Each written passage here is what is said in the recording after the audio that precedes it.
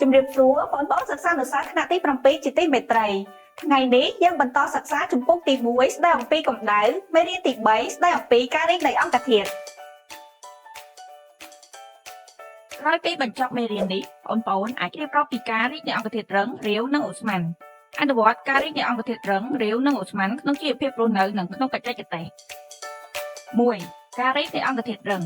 ដើម្បីបង្ហាញពីការរីកនៃអង្គធាតុរឹងគេប្រើឧបករណ៍ម្យ៉ាងឈ្មោះថាពីរូម៉ែត្រឧបករណ៍នេះមានសរសៃដែក MN ដែលគេមួលវាទុកចំខាង N ហើយចំម្ខាងទៀត M ប៉ះទៅនឹងត្រនិចពីរូម៉ែត្រដែលមានផ្ចិតចល័ត O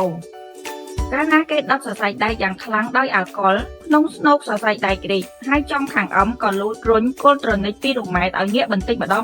ងពីចំណុច A ទៅចំណុច A'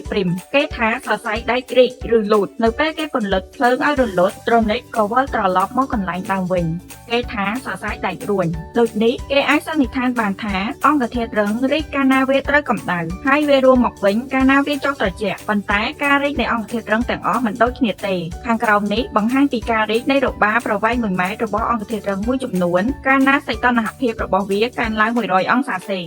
អាំងវ៉ារីកបាន 0.1 មីលីម៉ែត្រពីរិចលូតបាន 0.3 មីលីម៉ែត្រផ្លាទីនលូតបាន 0.9 មីលីម៉ែត្រកែវលូតបាន 0.9 មីលីម៉ែត្រ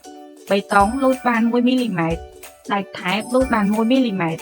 ទង់ដែងលូតបាន 2 មីលីម៉ែត្រអាលុយមីញ៉ូមលូតបាន 3 មីលីម៉ែត្រ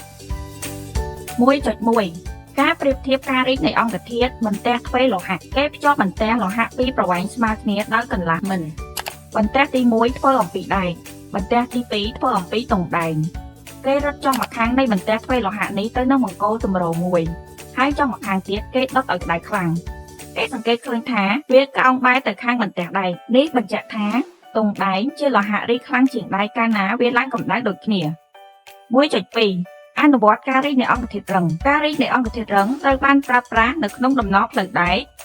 ការសាងសង់ស្ពានដែកនិងការធ្វើកង់រទេះគោជាក់ស្ដែងនៅក្នុងការសាងសង់ស្ពានដែកគេសង់ស្ពានជាកំណាត់ដាច់ពីគ្នាដោយទុកចន្លោះបន្តិចត្រង់មុខដំណព្រោះកាលណាវាត្រូវកម្ដៅស្ពានដែកឬស្ពានបេតុងនឹងលូតហើយវានឹងរួញមកវិញពេលវាចុះត្រជាក់កម្លាំងរីកឬរួមរបស់ស្ពានមានទំហំធំណាស់ដែលអាចបណ្ដាលឲ្យស្ពានខូចឬប្រែឡើងកើតដូច្នេះគេត្រូវលៃយ៉ាងណាដើម្បីឲ្យផ្នែកទាំងនេះអាចរំកិលទៅវិញទៅមកបានដោយប្រើកង់ឃ្លី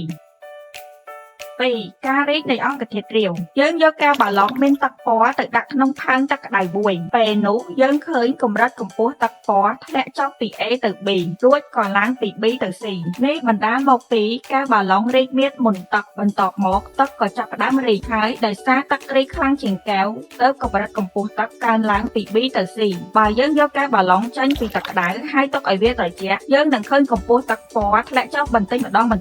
ក្នុងបំពង់កែវរហូតដល់កម្រិតដើមដូច្នេះគេអាចសន្និដ្ឋានបានថាកាលណាទឹកត្រូវកម្ដៅវារីកមាឌកាលណាទឹកចុះត្រជាក់វានឹងរួមមាឌសម្គាល់ករណីពិសេស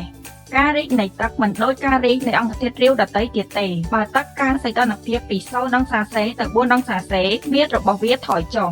បើទឹកកើនសីតុណ្ហភាពពី4អង្សាសេទៅ100អង្សាសេមាឌរបស់វានឹងកើនឡើង 2.1 ការប្រៀបធៀបការរីកនៃទឹកអាល់កុលនិងប្រេងយើងយកកែវបាឡុងដូចគ្នាចំនួន3មួយដាក់ទឹកមួយដាក់អាល់កុលនិងមួយទៀតដាក់ប្រេងឲ្យមានកម្រិតកម្ពស់ស្មើគ្នារួចយកវាទៅត្រាំក្នុងផើងទឹកក្តៅយើងសង្កេតឃើញថាកម្រិតអាល់កុលឡើងខ្ពស់ជាងប្រេងនិងទឹកការនេះបញ្ជាក់ថាអាល់កុលរីកខ្លាំងជាងទឹកនិងប្រេងដូច្នេះគេអាចសន្និដ្ឋានបានថាការរីកនៃអង្គធាតុរាវទាំងអស់មិនដូចគ្នាទេ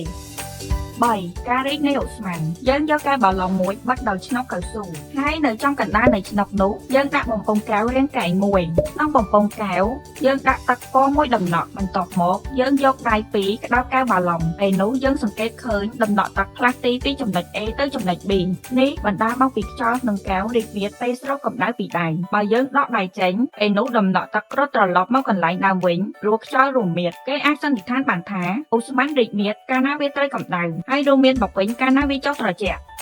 3.1 ការប្រុងប្រយ័ត្នចំពោះការរីកនៃអូស្មန်អ្នកមិនត្រូវបោះចោលសំបកដបឬអំពូលថ្នាំពេទ្យចូលទៅក្នុងភ្នក់ភ្លើងទេព្រោះវាបណ្ដាលឲ្យផ្ទុះបែកដោយសារការរីកមាឌនៃខ្យល់ក្នុងសំបកដបឬអំពូលថ្នាំនោះមួយវិញទៀតអ្នកមិនត្រូវសប់កង់តូចចក្រយានឬតូចចក្រយានយន្តឲ្យតឹងខ្លាំងពេកទេព្រោះវាបណ្ដាលឲ្យផ្ទុះបែកដោយសារការរីកមាឌនៃខ្យល់នៅពេលអ្នកបើកបរក្នុងល្បឿនលឿនឬទុកចោលហាលថ្ងៃ